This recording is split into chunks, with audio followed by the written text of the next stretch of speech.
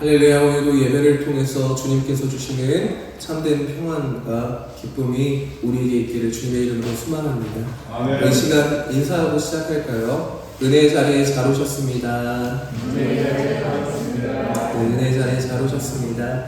오늘도 예배 가운데 하나님께서 함께 하실 줄 믿습니다.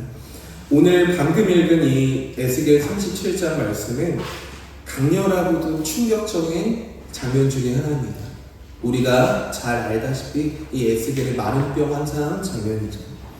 온통 죽음뿐인 골짜기, 마른 뼈가 가득한 상황입니다. 그것도 막 죽은 시신이 아니라 오랫동안 이미 말라져 버린 마른 뼈들. 희망도 없고 가능성도 없고 다 끝난 자리입니다. 그런데 하나님께서 바로 그 자리에서 생명을 말씀하고 계십니다. 그래서 오늘 이 말씀을 통해서 우리 모든 성도님들이 성령께서 주시는 새 생명의 은혜를 경험하는 시간 되기를 주님의 이름으로 소망합니다. 우리가 너무나 잘 아는 찬송이 있습니다. 나 같은 죄인 살리신, 이 찬양 너무 잘 아시죠? 이제 Amazing Grace, 잘 아는 찬양입니다. 장례식에서도 부흥에서도 또 간증 집회에서도 많은 성도님들이 눈물로 부르는 찬양 중에 하나입니다. 그런데 이 찬송을 만든 사람이 누구인지 아십니까? 바로 존 뉴턴이라는 사람이었습니다. 근데 놀라운 것은 이 사람이 원래 은혜의 사람이 아니었다는 거예요. 처음부터 경건한 신앙인은 아니었다는 겁니다. 이 존 뉴턴의 어머니는 신실한 그리스도인이었습니다. 어린 존에게 성경을 읽어주고 기도를 가르쳤습니다. 하지만 어린 시절 어머니를 잃게 되고 그의 인생은 완전히 다른 방향으로 흘러가게 됩니다. 그때부터 방황하기 시작한 겁니다.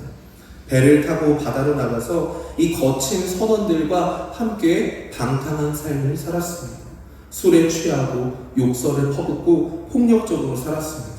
심지어 그는 노예 무역선 선장이 되었습니다. 사람을 사람으로 보지 않고 돈으로 보는 사람이라는 것입니다.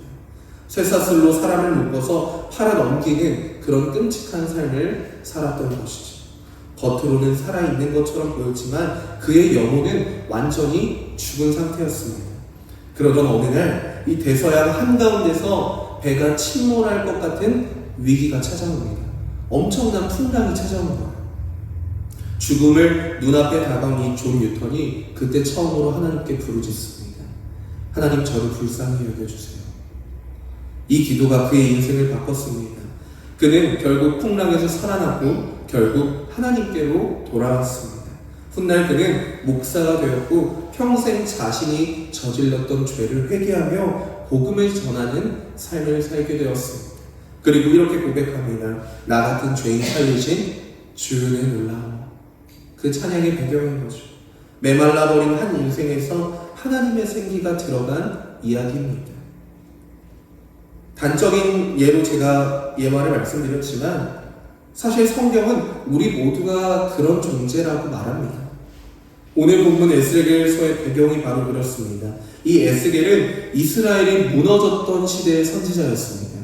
나라가 이미 망했고 예루살렘이 무너졌고 성전은 파괴된 상태였습니다. 포로로 끌려간 거죠. 백성들은 바벨론으로 포로로 끌려갔습니다.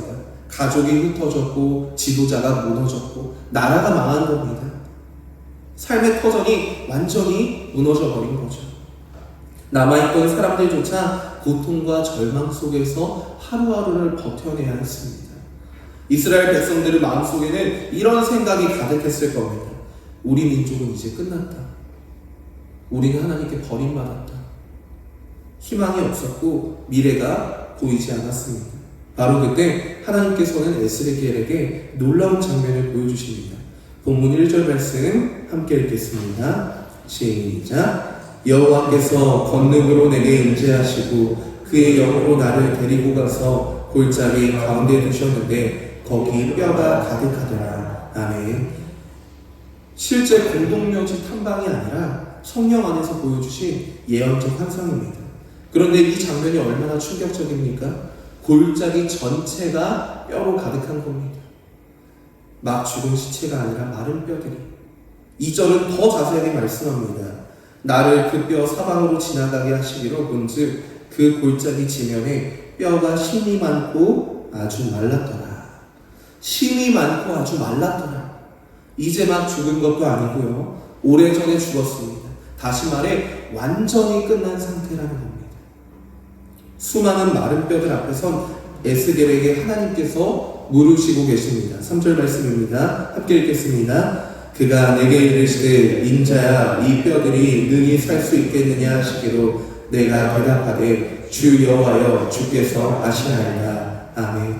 이 질문은 사실 상식적으로는 답이 정해져 있습니다. 답정너라고 하죠. 우리는 대답만 하면 됩니다. 아니요, 살 수 없습니다. 그런데 에스겔은 어떻게 대답합니까?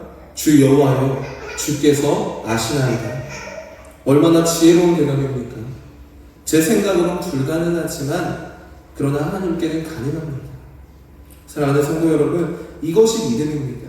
내 눈으로 보면은 끝나 보여도 하나님의 눈으로 보면은 끝나지 않은 겁니다. 혹시 가정이 마른 뼈 같습니까? 우리와 같은 이 마른 뼈와 같은 존재가 있다는 거예요. 우리의 가정이 마른 뼈일 수도 있고, 우리의 믿음이 마른 뼈일 수도 있고, 부부 관계가 마른 뼈일 수도 있고, 건강, 경제, 사역이 마른 뼈와 같은 존재일 수 있습니다. 내 눈에 보기에는 끝난 것 같은 것들. 그러나 하나님께는 끝이 아니라는 겁니다. 이 말씀 속에서 하나님께서는 오늘 우리에게 성령의 역사를 보여주십니다. 첫 번째는 생기로 살리시는 성령입니다.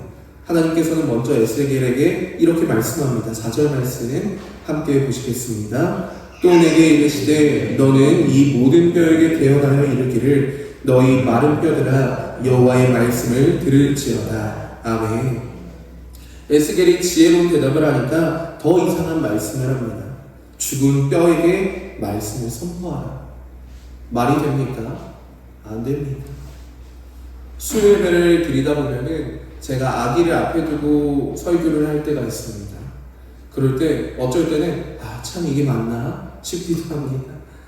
그냥 나 혼자 떠드는 거 아닐까 이런 생각이 들긴 합니다. 이 애기한테도 이 설교할 때 그런 마음이 드는데 사람이라서 죽은 뼈에게 말씀을 선포하라. 얼마나 이상한 일입니까? 반응할 수도 없고 들을 수 없는 존재에게 말씀하라고 합니다. 왜 그렇습니까? 하나님의 생명의 역사는 언제나 말씀으로 시작하기 때문입니다. 아멘. 성경에서 창조를 보면은 하나님께서 말씀하셨습니다. 빛이 있으라. 그러자 빛이 생겼습니다. 하나님의 말씀은 창조적 능력이라는 말씀입니다. 그리고 오늘 에스겔 37장도 새로운 창조의 장면입니다.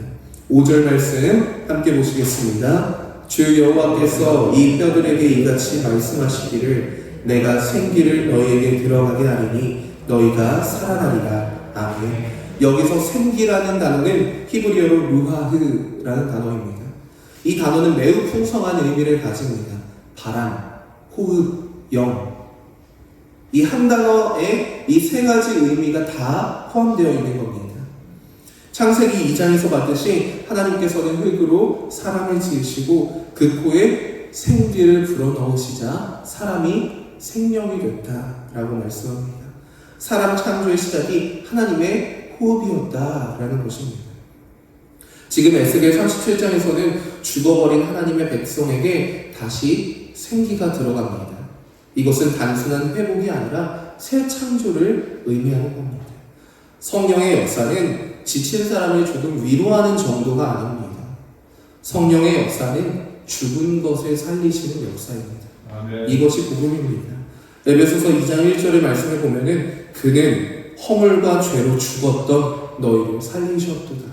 우리가 육신적으로 죽은 것은 아니지만 영적으로 하나님과의 관계가 단절돼서 죄로 인해서 죽은 것, 그것을 다시 살리셨다라는 것입니다.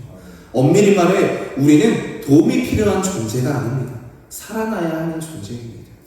그래서 성령이 필요한 거고 말씀이 필요한 겁니다. 오늘도 마찬가지죠.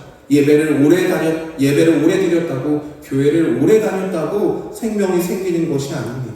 직분이 있다고 생명이 있는 것이 아닙니다. 감정만으로 눈물을 흘린다고 생명이 살아나는 것이 아닙니다. 하나님의 말씀과 성령의 역사가 있어야 한다는 것입니다. 두 번째는 사방에서 임하시는 성령입니다. 7절 말씀 함께 읽겠습니다. 시작. 이에 내가 명령을 따라 대언하니 대언할 때 소리가 나고 움직이며 이 뼈 저 뼈가 들어맞아 뼈들이 서로 연결되더라. 아멘. 에스겔이 여호와의 말씀을 순종하여서 하나님의 말씀을 대언하자 놀라운 일이 일어나기 시작합니다. 죽음뿐이던 골짜기에서 갑자기 소리가 나기 시작합니다. 뼈와 뼈들이 맞춰지기 시작하는 겁니다. 조금 무서울 것 같아요. 제가 생각해보면. 근데 발목뼈가 제자리를 찾아가고 정강이 뼈가 붙고 갈비뼈가 연결되는 겁니다. 뼈만 연결된 것이 아니라 그 다음 절 8절을 보면은 힘줄이 생기고 살이 오르고 가죽이 덮이게 됩니다. 그런데 마지막이 참 중요합니다. 그 속에 생기는 없더라. 사람의 형태는 갖추어졌습니다. 그런데 아직 살아있지 않는 상태라는 겁니다. 겉모습은 사람인데 생명은 없습니다. 우리 교회도 그럴 수 있어요. 건물, 형식은 있는데 생명은 없을 수 있습니다. 어떻게 해야 됩니까? 9절 말씀입니다. 함께 읽겠습니다. 또 내게 이르시되 인자야 너는 생기를 향하여 대언하라. 생기를 대언하여 이르기를 주 여호와께서 이같이 말씀하시기를 생기야 사방에서부터 와서 이 죽음을 당한 자에게 들어서 살아나게 하라 하셨다. 아멘. 동서남북 사방에서부터 하나님의 영이 사방에서 임합니다. 왜 이렇게 표현했을까요? 성령은 제한되지 않으시는 분이시기 때문입니다. 특정 공간에, 특정 민족에게만, 특정 사람에게만 임하시는 분이 아니시라는 겁니다. 에스겔 시대에도 하나님의 영, 이 성령님이 역사하셨습니다. 우리가 잘 아는 오순절, 오늘이 성령 강림절입니다. 오순절 마가의 다락방에서도 성령이 역사했습니다. 창조 때부터 지금까지 늘 살아 역사하셨습니다. 중요한 건 오늘도 우리 가운데 역사하신다는 사실이에요. 예전에 계셨던 성령이 지금은 일을 안 하시는 것이 아닙니다. 오늘도 여전히, 미래에도 여전히, 앞으로도 여전히 역사하신다는 겁니다. 아멘. 그렇기 때문에 예나 지금이나 동일하게 역사하시는 그 성령님을 의지해야 합니다. 아멘. 내 마음 가운데 충만히 임하시도록 내 뜻보다 하나님의 뜻을 먼저 구하며 그 성령의 인도하심을 구해야 한다는 것입니다. 세 번째로 볼 것은 소망을 회복시키는 성령입니다. 하나님께서는 에스겔에게 보여준 환상의 의미를 직접 설명해 주십니다. 11절 말씀입니다. 또 내게 이르시되 인자야 이 뼈들은 이스라엘 온 족속이다.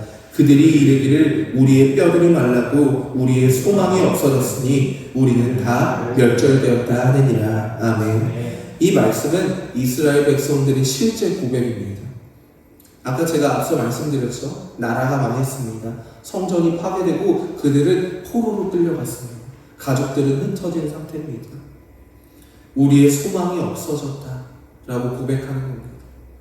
육체적 고통보다 더 무서운 것이 있다면 소망을 잃는 것입니다. 사람은 힘들어도 소망이 있으면 견디게 됩니다. 고난이 있어도 기다릴 수 있습니다. 그러나 소망이 사라지면 사람은 무너지게 됩니다. 이스라엘이 바로 그런 상태였다는 겁니다. 나라가 무너지고 성전이 파괴되고 가족들이 흩어지고 포로가 된 상태. 당장 내일이 어떻게 될지도 모르는 상황입니다. 그런 상황 속에서 한 고백이라면 납득이 되십니까? 이미 끝났다. 소망이 없다. 더는 안 되겠다. 기도해도 바뀌는 건 없어. 그러나 절망은 사단이 좋아하는 언어입니다. 그러나 소망은 하나님 나라의 언어라는 사실입니다. 말씀 한 구절 찾아볼까요? 로마서 15장 13절 말씀입니다. 신약성경 로마서 15장 13절 말씀입니다.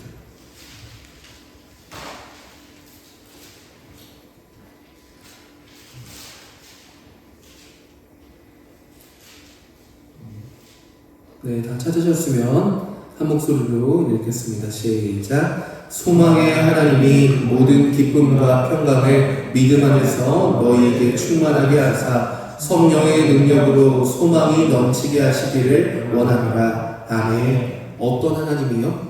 소망의 하나님이 무슨 능력으로요? 성령의 능력으로 어떻게 하신다고요? 소망이 넘치게 하시기를 원한다라고 말씀하십니다. 다시 말해서 성령의 능력으로 소망이 넘치게 하신다라는 말씀입니다. 성령은 절망 가운데서 소망을 다시 일으키시는 분이십니다. 오늘 본문에서 하나님은 이스라엘의 절망을 인정하십니다. 그러나 거기서 끝났다고 말씀하지 않으십니다. 내가 끝났다고 느끼는 자리가 하나님께는 끝이 아닐 수 있기 때문입니다. 내가 포기한 자리에서 하나님께서는 회복을 준비하고 계실 수 있기 때문입니다. 이처럼 성령은 소망을 회복시킵니다. 마지막으로 네 번째는 무덤을 여시는 성령입니다.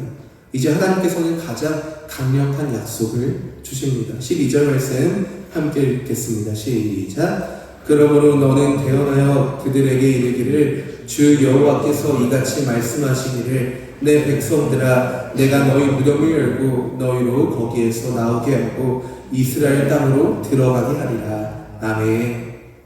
에스겔은 무덤이 열리는 약속을 들었습니다. 얼마나 놀라운 말씀입니까? 인간의 끝이 어디일까요? 무덤입니다.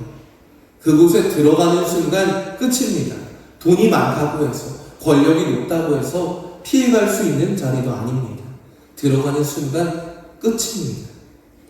더 이상 가능성이 없는 자리고 인간의 한계와 인간의 힘이 멈추는 자리가 무덤입니다. 그런데 하나님께서는 오늘 말씀을 통해 무덤을 여시겠다고 말씀합니다. 내가 무덤을 열겠다. 이 말씀을 묵상하는데 소름이 돋더라고요.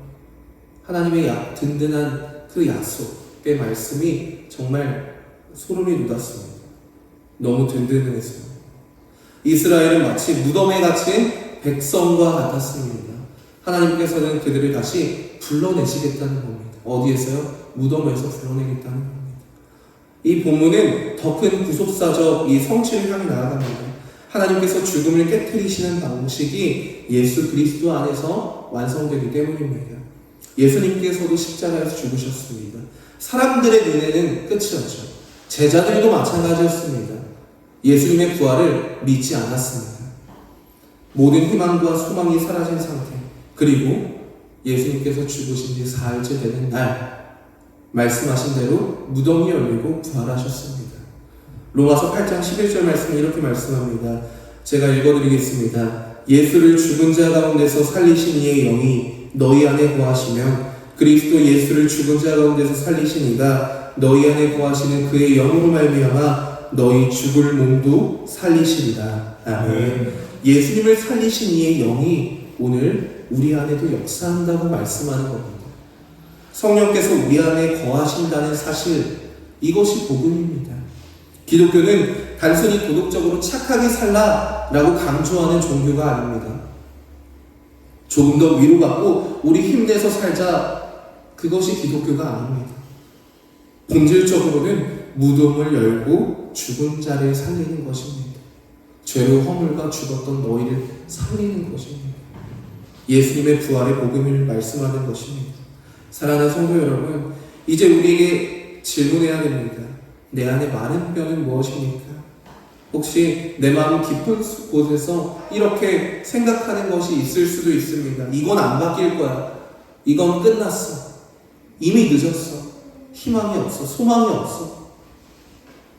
그런데 오늘 하나님께서 물으시는 겁니다. 이 뼈들이 능히 살 수 있겠느냐? 네가 끝났다고 생각하는 것도 살 수 있겠느냐? 그리고 말씀하십니다. 내가 생기를 얻겠다. 내가 소망을 회복시키겠다. 내가 무덤을 열겠다. 우리 보고 하라는 거 아닙니다. 하나님께서 다 하신다는 겁니다. 생기를 넣는 것도, 소망을 주시는 것도, 무덤을 여는 것도 하나님께서 하신다는 겁니다. 문제의 크기가 중요한 것은 아닙니다. 하나님의 능력이 더 중요한 겁니다. 제가 늘 말씀드리지만 제가 좋아하는 말 중에 하나가 모든 문제보다 크신 하나님을 바라보자. 아무리 우리의 문제가 커 보여도 그것보다 크신 분이 하나님입니다. 문제를 바라보고 묵상할 필요가 없죠. 하나님을 바라보면 되는 겁니다. 죽음은 죽음보다 성령이 크시기 때문입니다. 절망보다 복음이 강하기 때문입니다. 말씀을 정리하겠습니다. 에스겔 시대 백성들은 끝났다고 생각했습니다. 소망이 없다고 생각했습니다. 그러나 하나님께서는 끝이라고 말씀하지 않으셨습니다. 결국 나중에 가서 보면은 이스라엘은 회복하게 됩니다. 존 뉴턴의 끝난 인생 같았습니다. 그러나 하나님께서 그를 살리셨습니다. 예수님의 제자들도 절망했습니다. 그러나 이 오순절에 성령님이 임하셨습니다. 성령은 과거의 이야기가 아닙니다. 오늘도 살아 역사하신다는 것입니다. 이것을 믿어야 돼요. 우리가 그냥 과거의 성경책이라고 생각하는 것이 아니라 오늘도 끊임없이 쓰여지는 그 성령의 역사를 우리가 삶 가운데 살아가야 하는 겁니다. 오늘도 절망 가운데 소망을 주시고 오늘도 무덤 같은 자리에서 생명을 허락하십니다. 그 성령께서 오늘 우리 안에 살아 역사하신다는 것입니다. 마른 뼈도 살아났는데 우리 인생이 끝이겠습니까? 절대 아닙니다. 절망이 소망이 되고 닫힌 길이 열리고 끝인 것 같던 무덤도 하나님의 은혜 가운데 다시 열리게 됩니다. 누가 역사하시면요? 성령님께서 역사하시면 그런 인생이 된다는 것입니다. 그래서 오늘도 생명을 살리시는 이 성령의 역사를 믿음으로 붙들고 살아가는 저와 성도님들 되기를 주님의 이름으로 간절히 소망합니다. 아멘. 기도하시겠습니다.